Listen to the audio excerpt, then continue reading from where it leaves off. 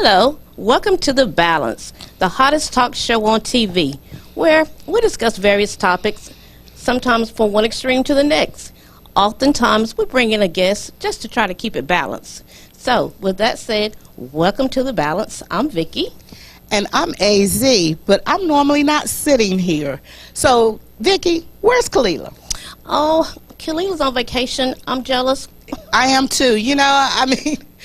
She's at the Essence Festival. Yes, I'm she's having telling you. a great time. Exactly. And here we are, but we're having an even better time filming what? The Balance. Yeah. We hope she's enjoying herself. We're not jealous. Yes, we are, but we really are. We really are. We really are. Well, how was your weekend? My weekend was fabulous. It was busy. I went to a concert, the Wow concert, Wow tour. Okay. It's some local artists, and we will be hearing some from them today that was on the tour. Well, I think your next program we will be hearing from Lisette. And Okay. she was on the Wild Tour, so you have to make sure you tune in next week for that. Wow. And we also have a Christian rapper, and he'll be on Goodfellows, and that'll be in a few weeks also. But I'm going to tell you, it was such outstanding talent, so anointed of God. Yes. It was so exciting, and our producer dropped in. Did he? Yes, Myron Pridgeon. I know a lot of you see the name in the credits, and he's really behind the scenes, but I'm going to tell you. Doing a great job. Girl, Excellent job. Excellent job. Yes. Without Myron Bridget, a lot of stuff wouldn't happen. Well, that is wonderful. So where does this concert take place at? It's at the Wayne County Museum. Okay. And what they're doing, some gospel Christian artists, both rappers, spoken word, Right. singers, and they're taking their tour. This was the first stop right here in Goldsboro, North Carolina, but they will be to a city near you. And one thing about it is by hearing some of the artists that was on the Wild Tour that you hear on the Save News lineup, if you want the tour in your area, hey, give us a call. We'll make sure you make contact with the persons that handled the tour. Well, that is wonderful. That is wonderful. Great. I hate I missed it. Should Uh-huh. have told me about I it. know. Girl, I'm sorry. Okay. Apologies accepted this time, but Thank next you. time I need to know. Thank you. Well, I'm excited about today's show. Oh, me too. Oh, what a great topic. Yes, it is. Tell You us know, what we're going to talk about the class of the black family. Is there a class in the black family? Mm-hmm. You know, that can get pretty deep and very detailed. And, you know, we won't cover everything today. No, we It's so won't. deep. We won't. Hopefully one day we'll do a follow-up segment on it. Yeah. Yeah. But we won't be able to cover everything, but we can definitely go in depth Oh, yes, and we'll go cover a in lot. deep because as we clearly know, there is definitely a class system in the African American Yes, community. it is. Yeah. And it's a lot to be said. Mhm. A lot to be said. So we're excited. You know, we've had some good topics lately. Yes. I mean, I yes. went back and just reviewed some of them, and I was like, wow, this is some things that we can just follow up on. Yes, exactly. Yeah. And wanted to thank, your viewing audience. The Balance has turned up on the network. It is, streaming right there at the top at the Wonderful. top shows. So you all Wow. are doing a great job. I'm just so proud of all of you. Well, great. To God be the glory. Okay, we're going to get started. Get you started. ready? I'm Yeah. ready. I just want to, I did a little research, okay? Okay. And because, like we said, the state of the black family, that's really important, especially to African American people. Yes. And to others. Yes. Okay, but class identity in the African American class is complex and often confusing. Mm-hmm. Okay. Also, the breakdown of the black family was first brought to national attention by in 1965 by Daniel Patrick Moynihan, a sociologist later turned senator. And then this report, known as Negro Family and the Case of the National Action, he made the argument that the absence of the father would greatly hinder the progress of the black family's socioeconomic status. Yeah. And, it's great that he brought it to the forefront of the American attention, but I think we've been knowing for a while that there's been a divide, a class system, even back to slavery since, we have been, so like some people say, we were immigrants to the United States. No, we were slaves, okay? We were non-conforming immigrants, okay? We did not choose to be come. here. That's right. Okay?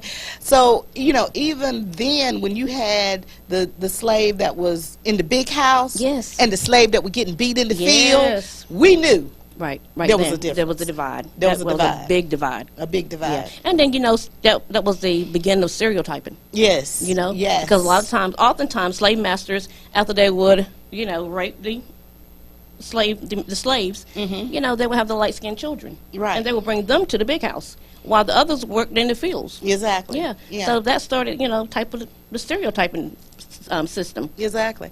And it's a divide and conquer type of mentality. Yeah. To divide a people from a mindset to make them feel like one group is better or one group is less than the other. And that's the way they used to control the mindsets of the slaves. And unfortunately, as I know you've read in your research and just through life, we have carried that on. Yes. We have embraced that generational curse. Exactly. And that's exactly what it is. It is. And what we need to do is to disband that curse and know that we all are beautiful. Yes. We all are created equal through God. That's true. And regardless of whether you're light-skinned, or dark-skinned, in between, we really need to get past that and embrace each other. Yeah, embrace who God has made us to be. Embrace who we are, We all have our gifts and talents and abilities, and just be thankful that, you get to do what you do. Exactly. That we get to do what we do. We are who we are. We are beautiful in God's sight. And how can we break this generational curse? I know through the blood of Jesus, but honestly, there are Christians who struggle just as well. Yes. So you've got to go back to go forward. You've got to go back and examine your family history, things that went on in your family. Exactly. Your family issues, the hang-ups. What caused them to be the way they were in their previous generation? Exactly. Causing you to be the way you are. Exactly. So research has to be done within yourself. Exactly. And one thing, and admittance. Yes. And because in order for you to get past a situation, to get past a problem, first you have to admit there is a problem. Exactly. And unfortunately, some people don't want to admit that there's a problem. Right. If you are in denial, you can't go forward. You can't break a curse that you refuse to accept that is there. That's right. Exactly. And definitely that is a curse, along with some other curses that's come forth. But that one has divided our community. Yes. The African American community is such a divide that we need to accept that, because you can blame other races, you can blame other people, but until you deal with yourself, you got to deal with yourself first. That's right. Before you can go deal and tell somebody else what to do. That's right, because the problem will not be solved unless you face the issue. Confession is good for the soul. Yes, it is. Confession is good for the soul. But moving right along, we talk about slavery, and then we get up into segregation. Yes. And that was another part. Yeah. Segregation, separate but equal. But were we equal? No. We weren't equal. We were just separate. Because even in school, a lot of kids didn't have the textbooks that the Caucasian kids had. Exactly. You didn't learn on the same level. Right. You were just there. They were just there. And you got the hand-me-down books that were torn, pages missing out of them. So the learning process was not the same. Yeah. It was not the same. Yeah. It wasn't equal. Exactly. And so that brings us even forward more as we go forward with this topic, because it started back in slavery time. Because before this time, when we were in Africa, the Africans, they did not have that problem. It was very clear who the king of the tribe was. Yes. And there was no question. Right. But then when you brought over here, number one, you don't speak the language. You're enslaved, you're in captive, you're in shock, you're degraded. Yeah. Our men are demonized, our men are tortured, our men are just put in positions, and then you bring it forth some more years. And then you say, well, guess what? We were wrong because of Civil War, stuff like that. So now we're going to have to include you. So now we're going to have segregation. Yeah. Yeah.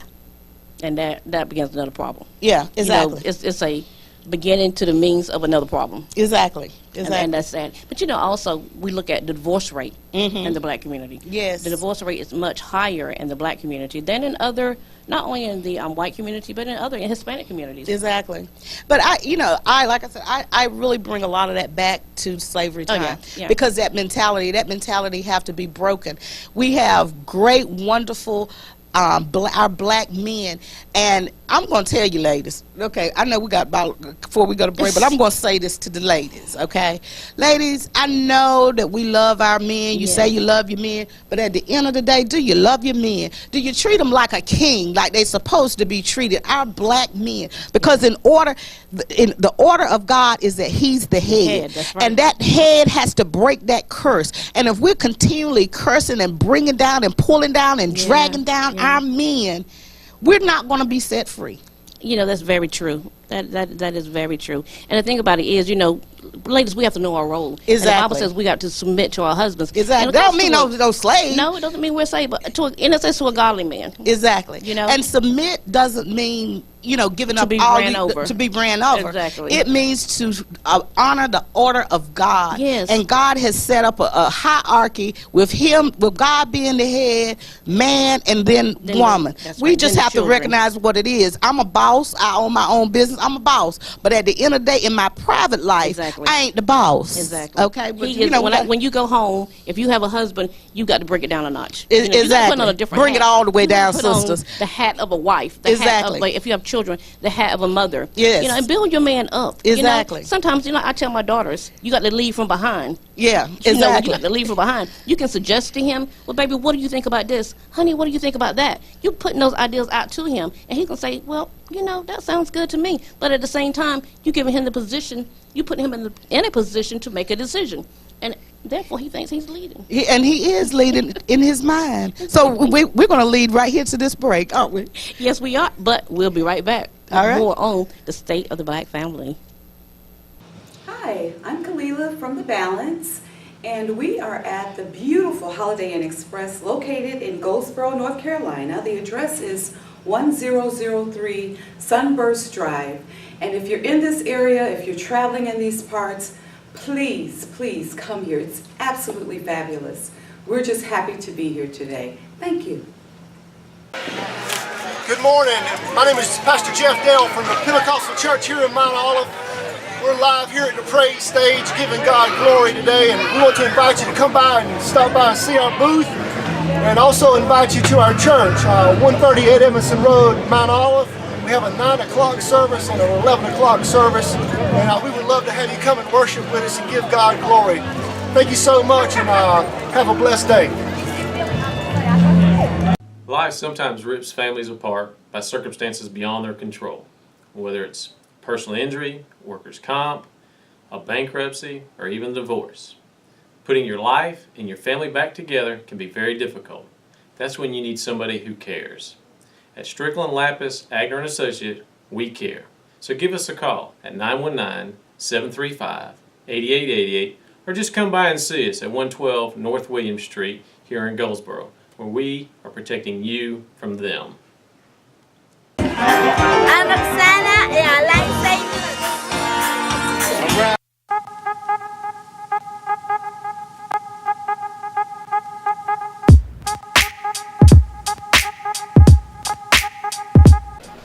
Hi, I'm AZ Hubbard. And I'm Gabriel Medina. And we're your hosts of Save News TV, where we have everything news. What do we have, We Gabriel? have international news, national news, entertainment. It's gonna be fun. It's going to be fun. And when does it come on? It's on July 15 at 9 p.m. Eastern Standard Time. Well, we want to make sure you all tune in to see us. It's going to be July 15th at 9 p.m. Eastern Standard Time. So be there. Be there or be square. All right, we'll see you then.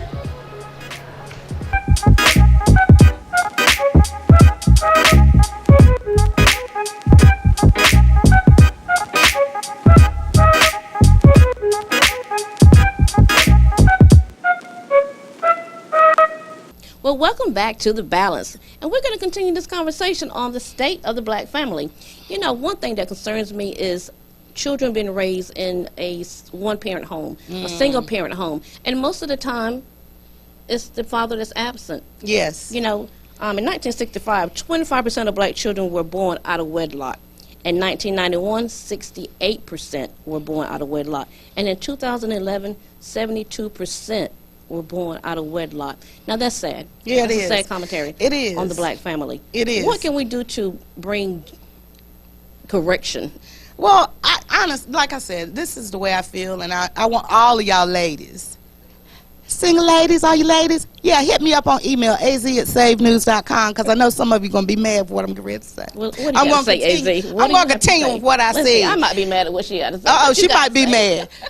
Back to what I said. If a man feels like he is the king of his castle, he is not going to be leaving home.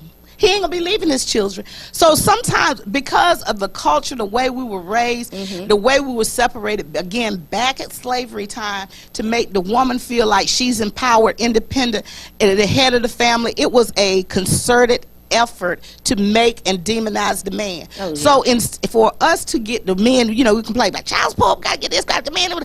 Look, if you start treating the men right, then you will start seeing a difference. Now, a lot of that come with the way, they were raised and everything like that, and the environment, because if a man has never had a father figure, then he doesn't know how to be a man. He doesn't know how to be a father. But it's never too late to be a man. That's right. You understand? But, and I agree with what you're saying to some degree. But sometimes men are just dogs. Well, they are dogs. They are. I'm just sorry. Yeah. And you know why? Because, like you said, they didn't have that father figure in front of them. And sometimes, like, we go back to the generational curse. What did they see? What did they see their uncles doing? What man did mommy bring in and say, this is your uncle? Right. And you know good and well that was not his uncle. I think there needs to be programs in place. Exactly. Starting with the church. Because the church is the head, and we need to step up to the point. I think there need to be programs in place to teach young men when they're boys how to be a man. Because 72% rate of children born out of wedlock, that's a crisis. That's a serious problem. That's a crisis. So there's got to be something put in place to get our community back in order. Exactly. And it begins, some people are waiting for other people to do it. Where it begins is right there in your own home. If you're a man, start right now. But once a man is not in the home. But he don't have to be in the home. If he's a man, he got some children, he know he got them children. Get busy with your children. No, I'm just saying. True. You got to get busy with your children. Sometimes yes, there's been demonization of the men, but also you have to rise above because you are the king. Do you understand? You have to take responsibility. Yes. You are the king. The man is the king, and he needs to take his rightful position. That's true. But whether somebody try to give it to him or not, a king takes what is his. He don't wait for you to give it to him. But my point is, let's not wait until they become a man, because I tell my girls, when I go on vacation, I pack a bag, I pack heavy. But when I pack heavy. All right. But when I come back, guess what? I hate to unpack. So, likewise, when you're growing up and you take on all these sins and you take on all these habits and things that go on, such as like infidelity or whatever, when you grow up and you're doing this and doing that, that's baggage. Yeah. And you bring that baggage into a marriage. My thing is, when these boys are small, let's have programs in place to teach them how to be men, to teach them responsibility, accountability. Get them off of the PlayStations. Get them off of all these electronics.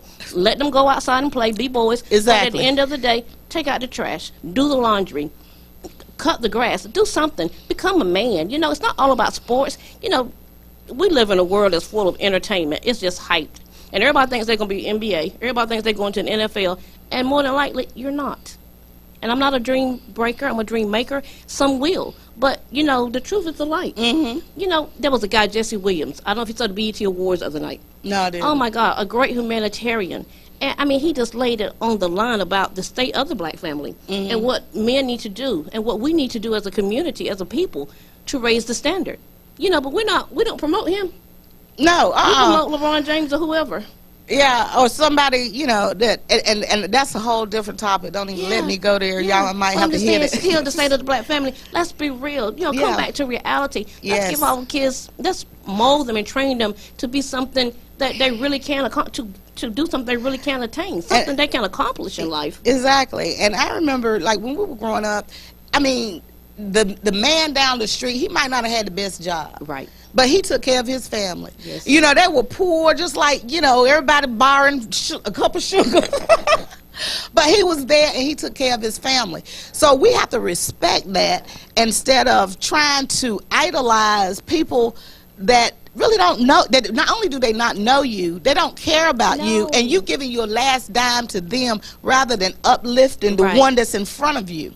And that's Exactly. and I just can't get with that. That's No. just crazy to me. It's you ridiculous. know, it's ridiculous. It's ridiculous. You know, you go out and pay $150 for your children to have a pair of sneakers that's got somebody's name on it. They don't know you from A or B. Exactly. And if you're going to spend that $150 going in debt and all of that, why not do something that's going to further your child education? Why don't you take Exactly. that $150 and put it in a CD Exactly. for your child to go to college? Because them tennis shoes are not going to get them there, not all the time. I wish they all had to wear uniforms to school. Exactly. Exactly. You know, then one child wouldn't feel less than the other child. Right. You know, Back to that class system. yeah, as parents, we've got to grow up and make a difference. Exactly. You know, we're gonna be accountable for these children. We are raising the next generation, and I'm telling you, if we don't do better, this world is in for a big mess. A big mess. A real big mess. Yeah, and that's just a big concern of mine. That's one of the things that's really heavy on our heart is that, you know, our children. Yeah. You know, what kind of man or woman they're going to grow into. Yeah. Well, whatever they've been shown. They don't. You can only go by what you've been shown. And so many people, they don't put them in front of the TV. Here's a remote control. That's who raised your child. It becomes their babysitters. This TV network or this right here. Instead of putting some God in them. And then back to the thing of it is, and I got to say this, and this has nothing to do with, but it just popped in my mind and my What's that? spirit. How is it that you're going to ask your child if they want to go to church? Come on now. Ooh. I'm just saying. Okay. I'm like. I never was asked that question. No, my dad, I'm telling you what, my mom never had to tell us, are you going to church? No, 'Cause when he came home, ask. And there was no ask. she didn't have to say anything. He was like, get up, you know, you got to go to Sunday school, you know, you got to go to church. Because if you don't go, if you don't want it, you're going, but you won't go to no football game, you won't be going to no party, you won't be going anywhere. Exactly. I mean, we had standards. Yeah. And if you don't have standards, you're going to fall for anything. Yeah, and that's when those things you say the church need to get involved. But if parents are asking their children, do they want to go to church? Then the children's not there to be taught. That's true. And the word, if you in a word church, the word, if they grow up in a word church, that word saturates. It sits down. It meditates. It gets into your spirit, and it lives with you forever. So some things that you would have to, parents are dealing with, if they just got their child up and went to church, hello, It would be a lot better. It's a lot different. Life would be a lot sweeter. A lot sweeter. Parenting will be much easier. You know, one of the things I was reading was about the welfare system. You know, the welfare system was put in place to help people. No, You it know, wasn't. It was put in place. I'm just tell y'all a secret. It was put in place to divide the black family. That's what it was. That's what it is. Because a woman, especially when in the day, they could not even get welfare if the man was in the home. Well, that's true. So there is a divide. life That it was. You know. Y'all need to tune in to Life politics happens. at 10:30, because politics done gone over this. Oh, but, my. yes. But one thing that the welfare system does, it was put in place to separate the black family. They can tell you what they want to, talking about we want to help people. No, they didn't want to help people. They wanted that black man out of the home. And one thing also, if you notice, you look into, Well, now, if the black man was in the home, they would have never gotten welfare. Come on now. If he was in his place, doing his job, taking care of his family, but those you said black it was put men, in place but for that purpose. no. When the black man was in the family, they were in the family more so before welfare was enacted. Yes. And when they put that system into place, when women in the family took an application for welfare, that man could not be in that home. Exactly. So That's that true. is called, I am separating this black man from the family. And if you don't believe it, let's look even deeper. If you go into the projects, there is no dining room. They don't want you having a family sit down. Wow. There is no dining room. And also, as far as the project area or assisted housing or whatever you call it, housing authority or whatever, if the man is in a home, you can't get no housing. So that whole system was set up, and we can applaud the welfare system all you want to, but it was set up to divide. No, I'm not talking about you. I'm saying That's straight. no. I'm saying as a applauding whole, it. Right. people can applaud it all they want to, but it was designed to separate, divide, destroy the black family. And we we better recognize. But one thing about it, when you do something evil, baby, it comes back on you. Because not only did it begin to separate, divide the African American family, Other cause there's more other races that's on welfare right. than the black family. So now it's separating their families. It's a separation now because the rules got to stand. Yes, the rules. But you know what? From what I understand now, you have black men on welfare. You have black men living in the projects. If they have custody of their children, they get welfare. Well, they should. They get public assistance. They should. You I know, mean, it shouldn't be a one-way street. No, it shouldn't be. But I'm just saying, not only does it divide them that way, Yes. but it was set up, I do think, for the emergency use, to be used temporarily until you got on your feet, until you maybe got a job. I think, a lot of times teen pregnancy, teenagers that got pregnant, the welfare system was kind of set up for them as well, for them to have some type of assistance until they could do better.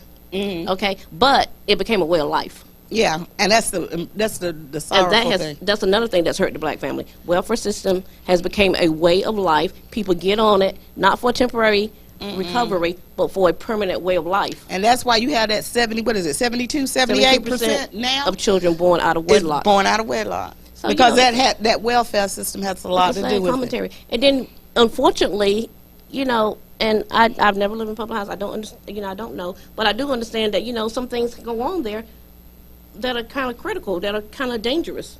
Everybody that live in family in public housing they're not bad, but there are some bad things that go on in public housing. Well, and a lot of times these children are born in these environments and they can't get out. Well, yeah, one thing, like, I haven't lived in public housing, but it's a lot of times it's not the people that live there, it's the people from the outside coming in tearing your mess down. Because they have a higher set of standards where people can get in and everything like that. But a lot of times it's not the people that live there. It's the people from the outside. It's always the people from the outside come tear your mess down. But anyway, Vickie, this has just been great. Yeah, it has been. It has been. I'm telling you. And we didn't get into the incarceration, the prison system. Oh, how many Lord. black men are wrongly profiled? Yes. How many black men are in the prison system versus other races? It's sad but true. Yes. And all of that's created to divide the family, and to have a class divide, and even in that there's a divide in the African American race. Yeah. So it's just been really great. I tell you, I know that clock is ticking down, isn't it, Vickie? And so we our social media is down there at the bottom. We always do the social media. I want to let Vickie bring us on out. Okay, I just want to make this one point. We got African American Lectionary Project surveyed 10,000 African American clergymen of all denominations and found three main concerns in the black family: strengthening the black men and boys, strengthening families, and unemployment. So there you have it. Thank you for tuning in. Thank you for having us in your homes today. We enjoyed you. Goodbye. And look at the screen. Social media. Check us out. Thank you. Be blessed.